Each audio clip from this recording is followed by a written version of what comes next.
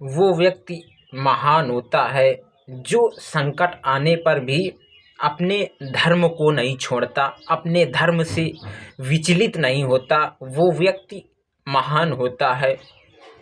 जैसे पिता का धर्म क्या है, पुत्र का धर्म क्या है, गुरु का धर्म क्या है, शिष्य का धर्म क्या है, इसी तरह डॉक्टर का धर्म क्या है और मरीज का धर्म क्या है। जो व्यक्ति संकट आने पर अपने धर्म से विचलित नहीं होता है, अधर्म नहीं करता है, अधर्म की रास्ते पर नहीं निकलता, वो व्यक्ति महान होता है।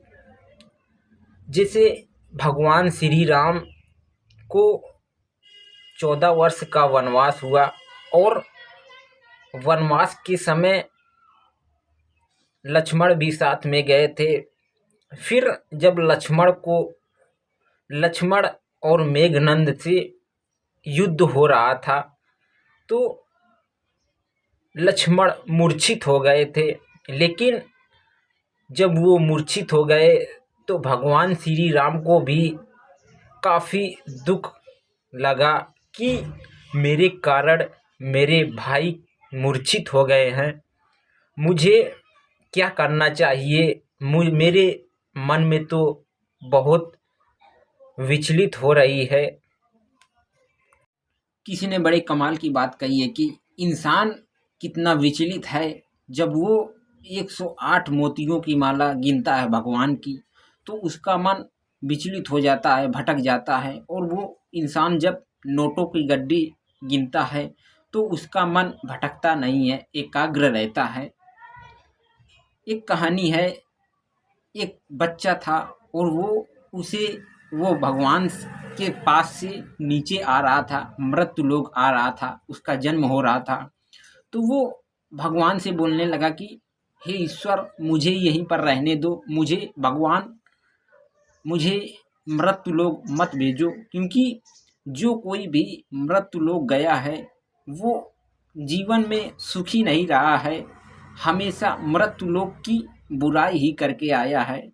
मुझे वहाँ नहीं जाना, मुझे वहाँ मत जाने दो, मैं यहीं रह कर के आपकी सेवा करूँगा।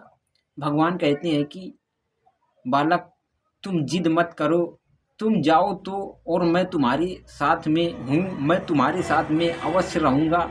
जब तुम मुझे पुकारोगे मैं पीछे पीछे तुम्हारे पास आ जाऊँगा।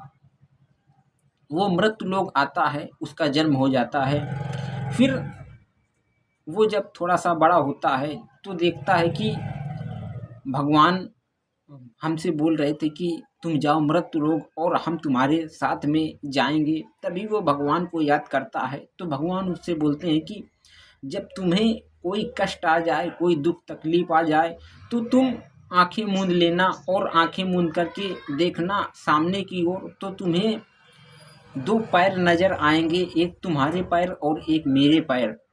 तो समझ जाना कि भगवान हमारे पास हैं, एक पैर हमारे हैं और एक पैर भगवान के हैं। तभी उसे जब भी कोई संकट आता तो वो अपनी आंखें बंद कर लेता और अपने सामने देखता कि भगवान हमारे साथ में हैं। उसका समय बहुत अच्छी तरह से व्यतीत हो जाता। एक बार उसका एक्सीडेंट हो गया तो वो देख रहा है कि मुझे अस्पताल में कुछ लोग ले गए हैं। फिर वो आंख मूंदता है और वो देखता है कि तो भगवान के पैरों के निशान नहीं दिखते हैं, उसको एक ही जोड़ी पैरों के निशान दिखते हैं। तभी वो भगवान से प्रार्थना करने लगता है, हे ईश्वर, आपके पैरों के निशान नहीं दिख रहे हैं, इसका मतलब आप मेरे साथ में नहीं थे।